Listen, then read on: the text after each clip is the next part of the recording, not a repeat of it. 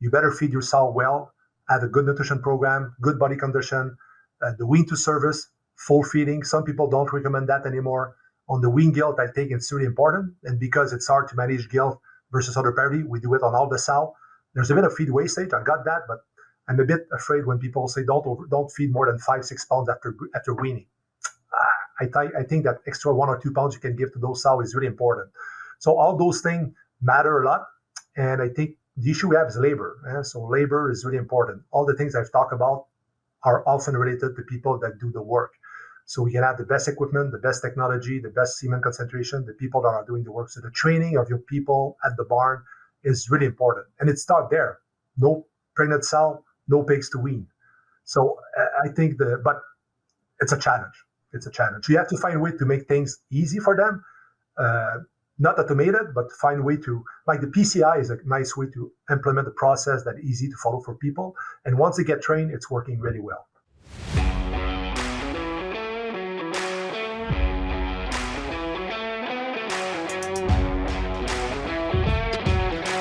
Well, hello, everyone, and welcome to the Swine Canada podcast. My name is John Patience, and I'll be the host for today's session. And I'm delighted to have a very distinguished guest with us today, Mr. Dan Bussieres, who's with Bussieres in Quebec. How are you today, Dan? Very well. Thanks, John.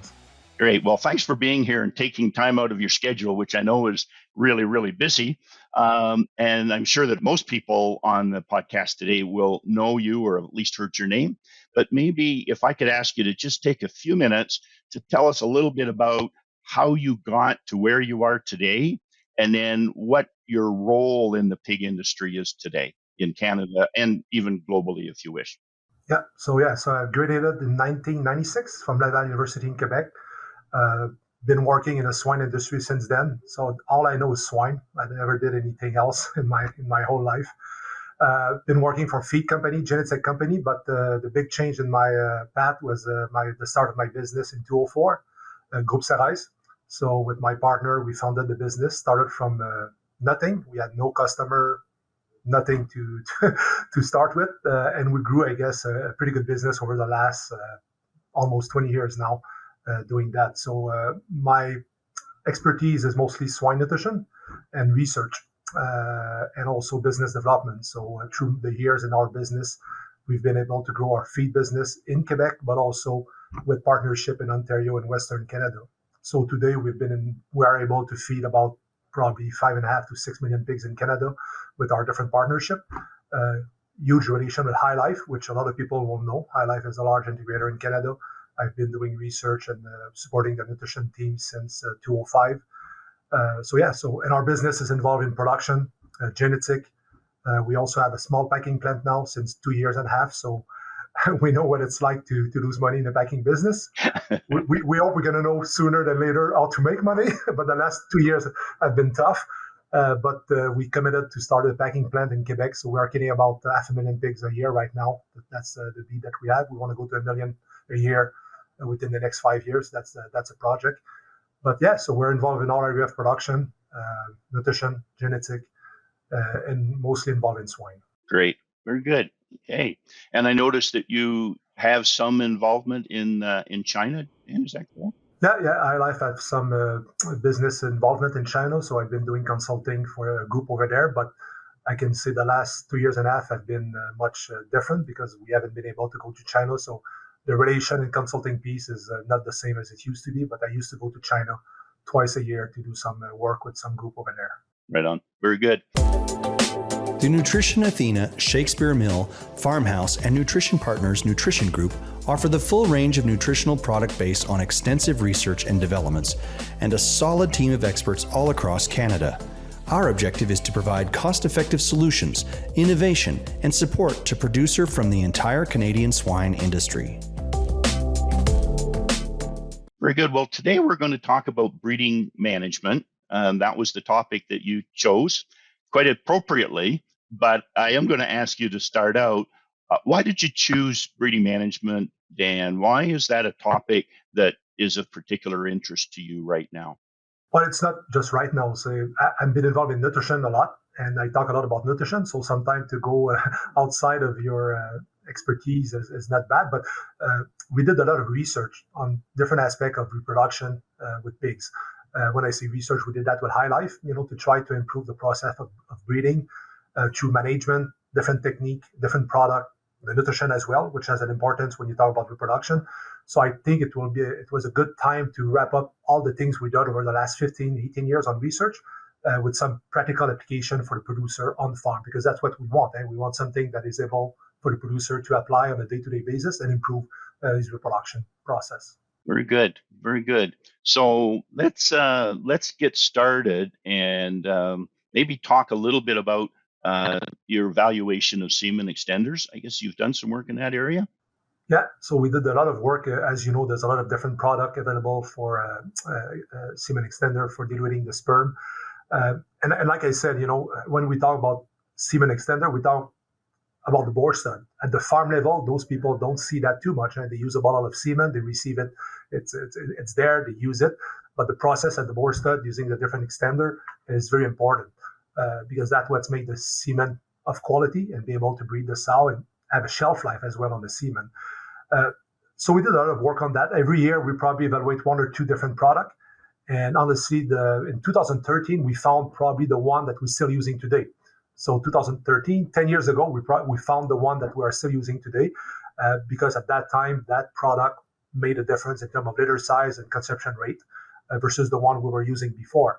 And since then, we've been evaluating other extender, and we never found one that was better. Some that were the same, most of the time, we don't find big difference. And it would be a shame to find big difference because, to have a product that will create a big difference, it's because the other product is no good or this one is super good, but it's not the case. All the company are making a good job on that.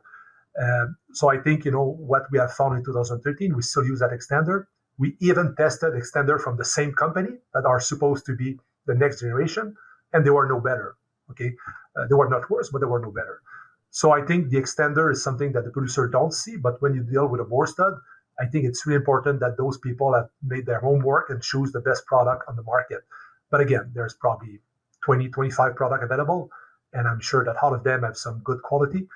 Like I said, we found one that was a good fit, worked well, and we kept using it since then. So the last 10 years, we haven't found a better product, in all the research we did. Right on. And how many extenders would you guess that you've evaluated over that 10-year period? Dan? Probably 10, 12 at least. 10 or 12? Yep. And so based on your experience, I know there's published recommendations out there, but based on your experience, what would you consider to be the maximum shelf life for fresh semen before you would say, we better not use that semen, we better get fresh semen in? So interesting. We did some trial on semen age, okay? Because we wanted to know, when we have semen, is it 3 days before better than 4 or 5 days age of semen? It's not easy to do because you have to do the 2 or 3 breeding with the same age of semen. Because if you do the first breeding with day 2 and the second one with day 4, what is the true? So it's a bit tough to do. And when we did a trial, we were able to compare day 2, 4, 5, and 6. Day 3, because of our collection process and day of collection, we were not able to always breed sow with day 3 semen twice or 3 times. So we have that on day 2, 4, 5, and 6. And I was looking at the data this morning before the meeting this afternoon, and there was no difference in performance, okay, between day 2 and day 6. But it means that it's not only the extender, it's how you preserve your semen, the cooling, the conservation of the semen. But if you have good quality extender, good quality semen from the bore stud, no contamination, all those things that have to be done the right way, between day 2 and 6, there was no difference in performance based on litter size and conception rate. Very good. Very good. And may I ask you, because I think this is a really important variable when you're doing research in that area, would you have characterized the herd in which you did the study, or the herds in which you did the study, as being kind of average in terms of productivity, or above average, or well above average? We try to use barn that are above average, but not always the top barn of the system, because we want something that is representative of the system. When we do research for High Life, it has to mean something for them. But again, when we choose a herd, and you do a trial for 4 months, things can change over the 4-month period. But I can say that the performance of the herd that we choose are above average, but not the top herd of the system. Gotcha. And those trials as well, we try to use big herds, 6,000 sow, 3,000 sow, so we have a lot of data. Okay, if you do that type of trial in a small herd, it's going to take forever to get enough data. And in those type of trial, we always try to get a lot of sow to make sure that we have meaningful data. Gotcha. And was the semen that you used in that study, was that blended semen? No, it was bull semen with the same age. Yeah, same days. Right. But yeah. what I mean semen. is just it. But the was it multiple boars? Yeah, bull semen.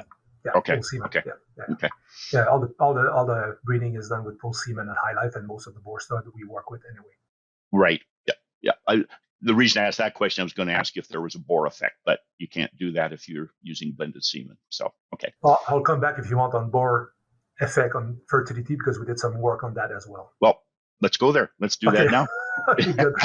So years ago, we were in touch with Jennifer Patterson at the U of A, and they did some work in the US with a group over there looking at single sire mating to try to evaluate the fertility of a boar. Okay. Yeah. They were looking for some marker in the semen or in the blood that can say that boar is a good boar, that boar is not a good boar. Beyond the genetic value, the boar has to be able to breed a sow and make the sow pregnant. Okay, that's important.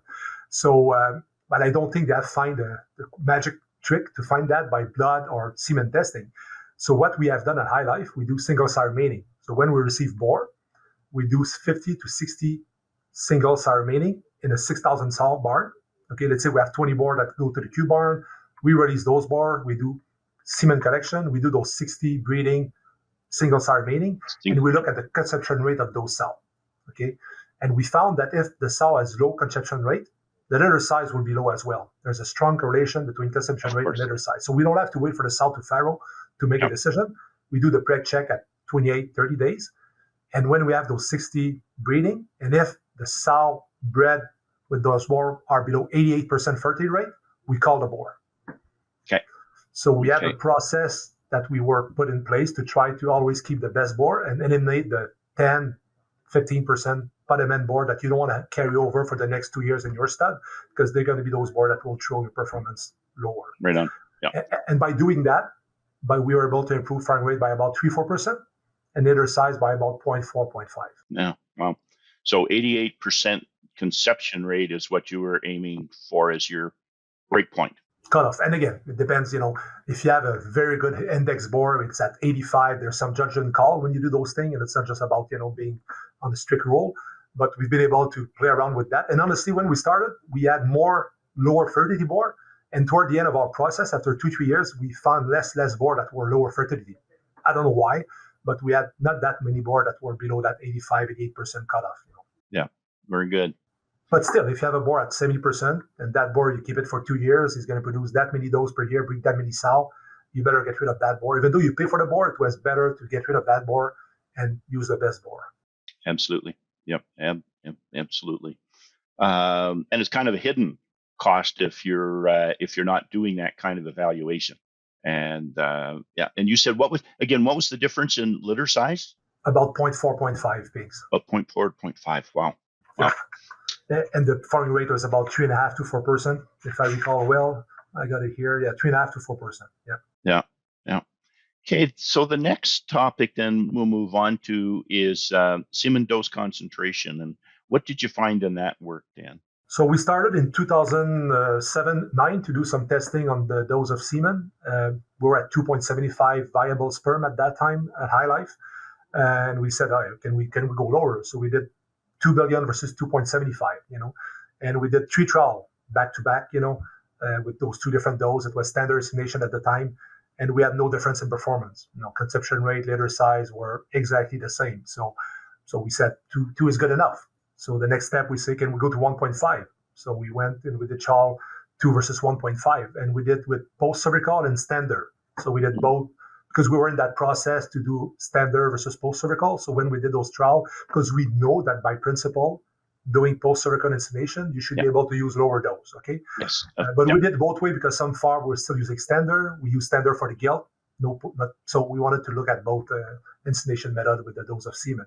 And again, when we did that, there was no impact on performance to go to 1.5. Even one trial at 1.5, the litter size was better, which maybe a bit of a fluke, but at least it was not worse for not sure. worse. Yeah. Yeah. So we did those trials with the different semen dose, and 1.5 came like the target, to achieve. We even did 1 billion, and we had no difference in performance. But then we wanted to be careful, right? Because you do research farm, but not research farm, but farm that people are more pay attention to detail a bit more, Yeah. Even though it's a 6,000 sow, when you go there, you choose a farm that would be able to do it well. So by default, you choose better management, better people to do the trial. So we didn't want to go to 1 billion because we thought that we may be walking the line a bit on the performance issue that we may have if we go too low. But with 1.5, either standard or post-cervical, we have no issue on performance. So when you look at that 1.5 versus the 2.75 we were in 2007, it's almost half. Half, yeah. So when you look at the number of boar you need, you can cut your boar pool by not half, but at least 40%. Yeah. And you keep your best boar. So in terms of genetic value, you get rid of the low index boar, and it's not a good thing for the genetic company that sell you those boar at high price, but that's for the producer itself, for the boar stud, it's much more efficient. So it's a big value there. Absolutely. Absolutely. And for all kinds of reasons, because you're not only not paying for more boars, you've also saving on feed, saving on labor, saving on collections, all the way down the line. So very interesting. And what we did also, John, at that time, so when we play with the dose of semen, we play with the volume of semen as well. So at 2.75, we were more around 75 ml of a dose. When we went to 2 billion, we're at 56, and at 1.5, we're at 45. So at 1.5, we're at 45, and 2, we're at 76 mil. So at 1.5, we're at 56 ml of semen. And when we did 1 billion, we were at 45 ml. So you changed the sperm count by changing the volume of the semen. Yeah. So okay, gotcha. Okay. The ratio is probably not perfect, but because anyway, you have less sperm, you need less extender. At the same time, you need less of those nutrients to feed the sperm. So it makes sense. Yeah, absolutely. You mentioned post-cervical insemination. Let's talk about that a little bit, Dan. And what's your experience been with that? Are you comfortable with it personally, and are you recommending that to your customers? Yeah. So first answer, yes, we are comfortable, and that's what we recommend to our producer to do. Again, standard AI is a good process. It's a well-known process. It can work really well. But when we started to work with post-cervical, it was in 2000. I have to go back to my note. 2008, I think we did the first trial. 2013, we did the first trial with post-cervical. And at that time, it didn't work really well. Okay, we did a trial where we detect the sow and bred the sow with the boar in front of the sow. So you have to understand that when you do post-cervical, you have to go through the cervix with the catheter. And if the sow is in standing heat, she's a bit more solid and the cervix is a bit more tight. So if you don't pay attention when you insert the catheter, you can create more damage if the boar is in front of the sow. So the first two trials were not really good. So we were not overly excited about post-cervical at that time. So we went back, consulted with other people, and people that did the same things as us. They say, no, you need to take out the boar. You do the heat detection. You wait 20 minutes. The sow is still in heat, even though she's not standing. And then you go back and you do your post-cervical insemination. It's much easier to insert a catheter to the cervix at that time. And we did that, and boom, performance were as good or even better. And so in terms of performance, I'm not sending post-cervical to improve performance, although in some cases it's better. Okay, so at least you're not going to lose. You can win, but you're not always going to win on performance. What we like about post-cervical is the efficacy of the labor when you do it well. The training has to be done well, but when you do the heat detection, you can do it with the right guys. They do the heat detection, they mark the sow, you go for the coffee break, you come back 20, 30 minutes after, and you start to insert the rod. And most of the people can do it after that, And you don't have to wait for the sow to take up the semen. You can just push the semen through the cervix. It's much faster, and you have less backflow, things like that. So, like I said, performance-wise, we don't set it to improve performance, although we've seen improvement in some cases. We set it as a mean to be more efficient labor-wise when you do breeding. And I will say that 90% of people that have tried, they stay with it, okay? The only issue we have is that we are not confident yet to do the gilt, okay, with post-cervical.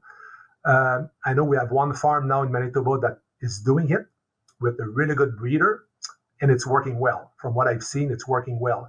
But to implement that in all the farm with the labor issue we have sometime on the gilt, it's a bit tougher to insert the catheter through the cervix on those gilt that have never farrow, you have to be more diligent. But we are trying now a new rod, which is kind of a balloon that you put to the cervix. And then when you press, there's a balloon that go to the cervix and inflate and open the cervix, and then the semen will go through. So it's not invasive. So you don't go through the cervix with a piece of with a rod. You just open the balloon, and then we are trying that in 2 farms in Quebec right now, and we want to do a trial side by side in one of our farms as well, either in Quebec or at High Life, to evaluate that new way of doing post-cervical with gilt. So pretty interesting concept. Right. And just to go back to the work that you did on semen dose concentration, did that trial involve gilts as well? And was there any difference with gilts compared to mature sows? No, there was no difference. When we do those trials, we try to took all the sow parity in the farm, and we look at semen dose by parity, and we have enough sow to compare, and there was no difference on performance for a gilt versus a wean sow. Gotcha. Good. Very good. So the other comment I want to make on post-cervical, the only disadvantage is the cost of the rod. Normally you can buy a standard rod for 20 to 35 cents, depending if you use an extension or not, but a post-cervical rod with between 50 and 60 cents. So double the price. But if you look at the cost per sow per year, it's not a crazy cost. And price of those post-cervical rod has come down a lot. On top of doing post-cervical, we have tried different type of post-cervical rod. We haven't done trial on all the rod on the market, but we did a trial a couple of years ago with 3 different popular rod compared side by side. And it was amazing to see the difference in performance. There was a clear difference between the 3 rod. One of them was the lowest, one was in the middle, and one was the best in terms of faring rate and litter size. And there was a clear difference when we look at the stat. The p-value was significant. So I think the type of the rod, the rigidity of the catheter when you go through the cervix, if it's too rigid, you can create more damage. If it's too soft, you can kink it. It's not going to go through. So the opening at the tip, where the semen will go out, the length of the catheter, all those things are important. So now we are trying to test other rod to see if we can find a better one. There's new one on the market that have the lube on it, so you don't have to put any lubrication. It comes with the rod on the bag, so people like it. So we want to test those one as well. So there's still some to learn, but it seems that not all the rod are the same or as good. Gotcha. Right on. Okay, let's wrap up. Our time is moving along well. We still have time, so we're not close to the end of our time, but time has been moving on. So you've also listed on here a topic you wanted to cover, which was breeding strategies. So what exactly did you mean by that, Dan, and what kind of information do you have for us on that? But it's coming from question from our producer, right? Customer, they say, should I do this? Is it good to do this or that? And one of them was 2 versus 3 breeding. Some farm, they say they're going to breed the sow twice after weaning, and even though she's in heat the 3rd time, they won't touch her. Yes. And always been a bit careful with that, because if you do it really well, maybe the 3rd time is not needed. But what we found in some case, you're missing on performance. So we did a trial on that, looking at the sow with 2 breeding, but that wanted a 3rd one, but we didn't do the 3rd one. And some that wanted the 3rd one, and we did the 3rd one. And when I say the 3rd breeding, is the sow has to be rock solid. It has to be a good standing heat. If the sow is at the end of the heat, don't breed her. Okay. So we compared the one that received 2 but wanted 3, and the one that received 3 and wanted 3. And there was a difference in performance of about 0.5 pigs for those that received the 3rd dose and 4% faring rate. Okay. So kind of a huge difference in my mind to do that 3rd breeding on the sow that are really in heat. Okay. But the best sow of the group were the one that had 2 breeding and wanted 2. The one that are in heat, 24 hours, you do 2 breeding, day 4, day 5, they don't want a 3rd one, they were the best of the group, okay? Yeah. But if the sow wants a 3rd breeding and you make sure she's in heat, for us, you have to breed that sow. So, sorry, go ahead, Dan, please. No, go ahead with your question, John, that's fine. Yeah, I was going to ask you on that. So if you're looking at the 3rd mating versus not, is that a reflection that you are catching the first heat later versus earlier, or is it that there's a longer period of being in heat? I think it's a longer period of being heat. Some sow Okay. will be in heat longer for whatever reason based on what happened in lactation. But your question come back to the fact, should we skip the first breeding if we do a third breeding? So normally it's a day 4. Day 4 is the first breeding in most of the farm. So we did some trial skipping day 4 and just doing day 5 really? Yeah. and 6 if they were in heat. Because we have some customer that do that. If they know day 3 she was not in heat, so you start on day 4, they skip and they do day 5 and day 6 if she needed. So they save a dose of semen. Because day 4, most of the time, if you do day 5, 6, it's probably a lost dose. Because we know the ovulation is at the last third of the estrus process. So we did a trial on that. First trial worked really well. No difference in performance. So we said, maybe we should do it. But it's about people. You have to make sure you do a good heat detection. And so we did another same trial in another farm, and we failed on performance. So it was not as good, okay, because maybe just missing that start of the heat or those type of things that has to be done really well. So I think the people that do the heat detection are really important to apply that type of method when you skip day 4 breeding. Some people do it with good success. Some people, we tell them, hey, if you're at 70-90% firing rate, don't skip any breeding. Okay. Yeah, right. It's really important. Yeah. Don't compound your challenges. Right on. Good. Well, Dan, I'm if you don't mind, we have a few minutes left, and I'd just like to, a topic that is pretty hot in the U.S. right now, great interest, is the whole thing related to gestation housing and Prop 12 and the whole thing. And I think, am I correct? I might be wrong on this, but that Canada, the new animal care code is requiring the elimination of gestation stalls at some point in the future. Is that correct? Have I got that right? The cutoff date is 2029, but it's not elimination of gestation stall. It's after 4 weeks of breeding. So that's the group housing after 28 to 35 days. There's not a clear date. The Prop 12, as you know, it's another step above that where you cannot have the sow more than 5-6 hours into a crate, and not more than 24 hours for the first how many days. So you breed the sow, they have to go back in pen, and for the next breeding, they have to come back in crate because it's easier to breed sow in crate, and then they go back in pen after. In Canada, we have for sure some people that are looking into it because with California requesting that new to get meat over there, the packers will, if they want to have access to that market with a premium, I think there's going to be a premium for a short period. After that, the premium will probably disappear because, as you know, there's going to be something else that will be requested at that time. So some people are looking into that, but we haven't seen a lot of farm in Quebec being able to do it right now. The challenge is to breed those sow into a crate and move them back to a pen and bring them back to a crate for breeding.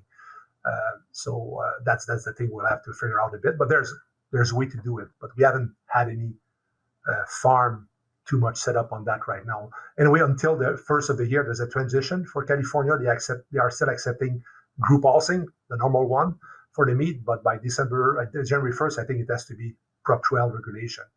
And the other issue we have is the 24 square feet. Most of the barn we have built on group housing are between 19 and 22 square feet. The 24, you have to do it by reducing your herd inventory. Because unless you expand your barn, but those days expanding a barn in Canada, it's not people don't look into that with the financial issue that we have the last 2 years. So that's the other issue. The 24 square feet is a bit of not a lot of farm are set up for that in Canada. Right. Do within your client base, then do you have anybody who is weaning into breeding stalls, and as soon as mating is completed, then they're put into pens immediately? Do you have many customers doing that? Yeah, more and more. There's a lot of large dynamic group we call, group of 200 sow. They breed within 5 days or before a week, they get moved into a pen, into a dynamic group. Or you can do it with a system like the Gestal Maximus smarter group as well. Some people are doing that. The challenge is that the 21 days heat return detection, but you have those board systems, which are not 100% perfect in my mind. But if you have a good breeder, a good performance barn, it's going to work well. If you're crappy on breeding and you have 20% return, that's going to be a hard one to do a heat detection at 21 days. Yeah, it's going to make a bad situation worse. Yeah, thanks for that, and I appreciate that. Given that you see a lot of different options out there. So we're wrapping up, and just if you look at all you've talked about today, and there's a lot, thank you very much, a lot of really good research and suggestions that you've had. Are there specific take-home messages you'd like to leave with our listeners? No, like I said, I touched a lot of different points. The use of hormone is also something that people are tending to use, but I think it's we say in French, it's a plaster on the jambe de bois. It's something you do to mask a bad management strategy. When you use PG600 on gilt at weaning, we did trial on that. You lose on either side. Those gilt with PG600 will have one pig less on the next litter. Even though they breed back a bit faster, you don't gain anything. You better feed your sow well, have a good nutrition program, good body condition, the wean to service, full feeding. Some people don't recommend that anymore. On the wean gilt, I think it's really important. And because it's hard to manage gilt versus other parity, we do it on all the sow. There's a bit of feed wastage. I got that, but I'm a bit afraid when people say don't feed more than 5-6 pounds after weaning. I think that extra 1 or 2 pounds you can give to those sow is really important. So all those things matter a lot. And I think the issue we have is labor. So labor is really important. All the things I've talked about are often related to people that do the work. So we can have the best equipment, the best technology, the best semen concentration, the people that are doing the work. So the training of your people at the barn is really important. And it starts there. No pregnant sow, no pigs to wean. So I think but it's a challenge. It's a challenge. You have to find a way to make things easy for them. Not automated, but find a way to, like the PCI is a nice way to implement a process that's easy to follow for people. And once they get trained, it's working really well. So yeah, very good. Good. Working with nature and not against it. Piglets fed AX3 see significant and improved feed efficiency. Producers know the reality of needing to reduce antibiotic and zinc use. AX3 Digest is a highly digestible novel protein that promotes improved in-barn performance, piglet health, and minimizes the need for zinc in the diet. For more information, visit www.protecta.com. That's www.protecta.com. It's time for our famous 3. Swine Veterinary Partners offers a full range of animal health and production services to Canadian pork producers. We approach health management through personalized solution with concern for profitability while taking into account performance and the well-being of your animals. We like to finish our conversation, Dan, with the 3 questions. And so the first question is there a book or another source of information that you find particularly useful in swine management, swine nutrition, that you would recommend to our listeners? I'm not a big book reader. I like to pick up on different things. So magazine, website, things like that. When I find something interesting, I read it. And I'm not the guys that will take a book or take something and always read the same thing. I have a lot of magazines that I receive. We have a lot on the net right now. So I try to gather information here and there and take what I think is of value. And then if I need to go a bit deeper, I'll do it. Right. And if I can editorialize there just a little bit, Dan, I think that's a great suggestion for students who are just looking to get into the pig industry. A great way for them to become familiar with the industry and learn what's going on out in the barn, so to speak, is to have subscriptions to those electronic magazines and newsletters. They get a lot of very good information and very practical information. So thank you for that. So then the next one is probably, if you're not reading pig books, you may not be reading general books, but do you have a book that you have read that you found sort of had a big impact on you, or not really, because you're not a book guy? I like to read books to be entertained, and I like sport biography. So I read the one on Andre Agassi, Sidney Crosby. I like sport. I like wine, so I read book on wine. But when I say book on wine, it's more to learn about the region of producing wine, France, Italy, because I collect wine. I like to buy a lot of wine, so I like to read about wine a bit. But I like the sports stuff a lot. The true story of somebody that did something like Andre Agassi was amazing when I read that book, or Sidney Crosby, which I'm a hockey fan, so I like Sidney Crosby. So those type of books. Laurent Duvernay-Tardif, which is a football player that played in NFL for the Chiefs. He's a doctor. Read his book as well. So that's the type of book I like to read about sports person mostly. Yeah, I don't know if you've read the book. If you like hockey books, the most profound hockey book that I ever read was written by Roy McGregor, who's fairly well known. He's written a lot of books in sports, and I think it's called Home Game, and it's the story of a father and a boy growing up in the game of hockey and what they learned along the way, both the father and the son. It's if you get a chance to read it, Dan, if you like hockey and if you like hockey books, it's a great one. I'll keep that in mind. And then the final question is you look around the industry, you meet lots of people, you know lots of people working in the industry. What is it in your mind that sets apart those people who have achieved the highest level of success in swine nutrition, swine production, swine management? I think it's working hard for sure. You have to work hard, especially when you start a business like we did. You have to put the time to make it work. But I think for me, it's about the people, the network. What I like the most about my job, and sometimes people say you travel a lot, you meet a lot of people, you go to conference, but about the networking and meeting other people like you, John, people from the US. We are not involved in the US directly, but I've been able to connect with a lot of people in the US that brought me a lot as well. So I think connecting with people and the passion, it's hard to say I have a passion about pigs. Some people don't get that. It's not just about the pigs. It's about the industry, the people I've worked with over the years. Because I think education is important, and you know about that because you've been at Iowa State, you've been a professor, you've been a guy that have promote graduate study for people.